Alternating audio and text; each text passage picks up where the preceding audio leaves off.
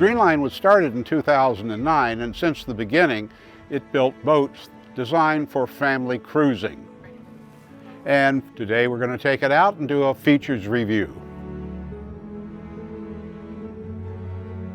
We're at anchor right now in the harbor at Porto Ros. We're on the Flybridge. Remember, this is designed for both entertaining and sunning. Here we have the lounge in the front in sun mode or relaxation mode. Frankly, it's pretty comfortable right here. If you've got somebody at the helm driving along, it's pretty nice. This table on the Flybridge can seat 8 people. I particularly like this little device, which lets portly people like me be able to get inside. The view from the Flybridge is exceptional. To starboard, we have a little cocktail table, so you can have 2 more here, or maybe you put the kids here and the adults can sit at the big table. Because we have the chocks on the swim platform for the tender, that opens up this space for entertaining. You can have lounge chairs here, director's chairs, whatever you want. It's a great place to hang out. If you don't want your tender down below on the swim platform, you can have it up here on the boat deck, and it can hold a 12-foot tender. This boat is semi-custom, and the owner of this boat wanted an electric grill, sink, and there's a refrigerator here and an ice maker here. This carbon fiber hardtop provides one whale of a lot of shade, but if you want more shade, you can put an awning from the aft end of the hardtop out over the back. All the rails on the boat are oval. That's a classy touch. You often don't see it because it's very expensive to do. There's no bumps, nothing. This is quite a job, very impressive. It's important on any boat to have handholds where there are stairs, and here we have them both inboard and on the overhead. I like that. When the boat's rolling, you need all points of contact possible. Because this is a semi-custom boat, you can lay out the aft deck any way you want. Vladimir, the owner of the company, told me that virtually everyone is choosing this design rather than the traditional way of having the banquette on the transom facing the door and the windows. People like it this way because they can see the water, and certainly makes a lot more sense, and I wondered why boat builders were doing it the other way for 50 years. Depending on how you plan to use the boat, this optional hydraulic submersible swim platform with self-actuating stairs can make launching and retrieving the tender easy, and both the children and adults will love splashing around on it. It's an option I recommend because of its great utility. Under the bench seat is the lazarette storage compartment for water toys, scuba tanks, an air compressor, or most anything else wanted. This is a nice aspect to the aft deck, and you can put stools here. It makes a bar, makes handing food out easy. The window goes up. Very nice job. Well, as you can see, this is wide open, so you have all the fresh sea air coming in. The galley is horseshoe, and the thing I like about this galley is that it is big enough for 2 people. It's got a good U-shape. We've got induction cooktop, sink. This is a handy little device to get the plates clean. Dishwasher, cabinetry, drawers, oven. Notice that the storage up above has the push latches that are hidden. On the other side of the galley is a stand-up refrigerator. I'd like to see drawers here, pull-out drawers. Here's a large freezer, that's good. The wine cooler is a great touch. The salon is comfortable with a large sofa on the starboard side, a banquette on the port side that'll seat 6 for dinner. Something unusual that I like is the soffit over the dining room table. Notice the spotlights and the indirect lighting. All of the flat screen TVs aboard are optional, and if you want one in the salon, it will be electrically raised behind the sofa. The floor is oak.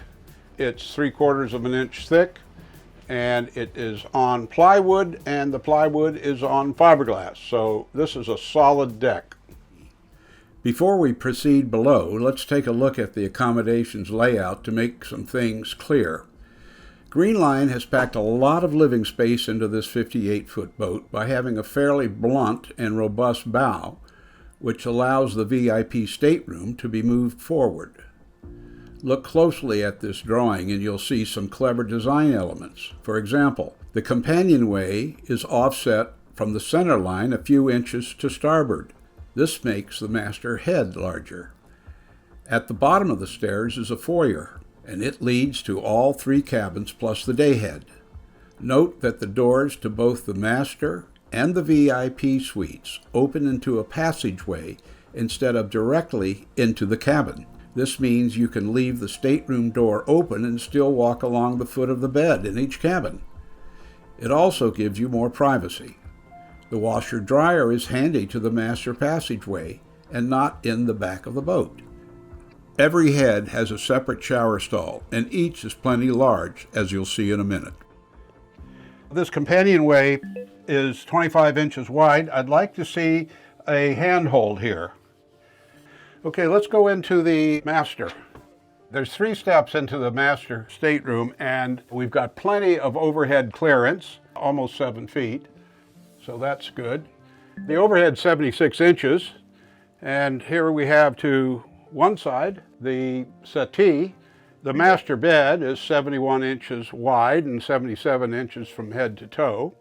Over here is a chest of drawers and a vanity that has little boxes in it, and it's covered with real leather. And you'll see this leather accent all around this cabin, on the drawers, on the nightstands, around the headboard. It's a very nice design element. We have 2 nightstands with chargers. All the lights are controlled here. We have a USB port here. We have a plug-in there with another USB port. That is very handy for your smartphones, other electrical devices that you need to recharge, and it's on both sides. That's thoughtful. The windows are large and they have an opening port. The air conditioning plenum is port and starboard on the overhead. I must say I like that better than the ones that I see that are right over the bed with the cold air falling on you. It's better to keep it a little further away. On the cabinets in this joiner work, we see golden teak veneer, and notice it's rounded here, which I like. And then on the bulkheads, we have mahogany veneer. Note the overhead valance is also mahogany. Here we have a closet. Rosewood is used on the bulkheads and doors with what is called warm teak on the sections that are used as a contrast. Over here to port, we have a walk-in hanging locker. I'd like to point out something on the deck. I'd like you to note that the deck slopes upward slightly, probably about 4 inches, and I like this more than having a step up. Now, you've noticed that many boats simply put the bed between the stringers, and the stringers are typically right here, and you have to step up. The stringers on this boat are a little outboard. Here I can feel them with my toes. I like this much better because it's just simply more comfortable. Every cruising boat needs a washer-dryer, and so here we see a washer-dryer combo, and here you can put your linens. The ensuite head is here with a separate shower stall and door. The countertop is stone along with the deck. Behind the door is the toilet. Now let's go to the VIP forward. Lots of light here. The light's coming in from 4 places, and it could be 5 if we had the cushion taken off over the emergency hatch here. Good place to put your incidentals. Light switches right behind the pillows. Okay, now I see something that I'd like to put in, and since this is a semi-custom boat, you can do it. I'd like to have outlets here so I can charge smartphones, maybe outlets here so I can charge other gadgets. Same on the other side. Here on the port side, we have a little cubby. That's a good place to store things. covered in real leather. We have shelving. To starboard is our hanging locker. This is the access to the Ensuite. Again, hard stone counters and deck and a separate shower stall. This is another great thing on a 58-foot boat. We've got 3 cabins and we have 3 heads. And each of the heads has a separate shower stall. And all of them can fit yours truly. So it passes the Jeff Hammond test. Here we are. The guest stateroom is fairly large. The inboard twin bed is 28 inches wide. The outboard is 26 inches wide. There's exactly 1 foot between the beds.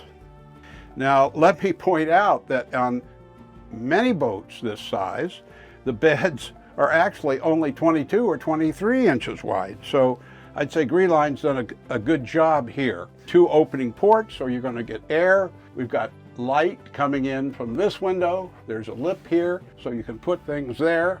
I like that. Hanging locker and shelving. The overhead here is, when you enter the cabin, is 80 inches.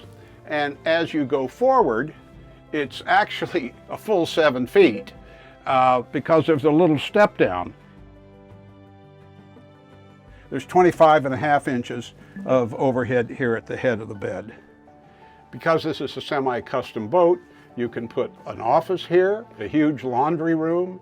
This makes a good nanny room. It's very versatile. In case you haven't noticed, I'm an aging baby boomer with children and grandchildren, and there's nothing I'd rather do than have them all on this boat. My 2 grandkids would love the 3rd cabin and would feel very grown up with their own private head and shower.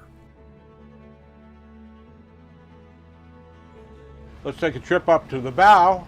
This sun pad is 92 inches wide, easily handling 3 people here.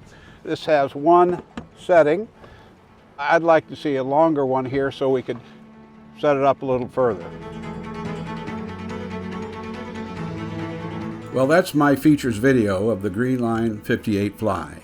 If you haven't seen the performance video, please be sure to do it, as it explains the propulsion details of this remarkable hybrid motor yacht.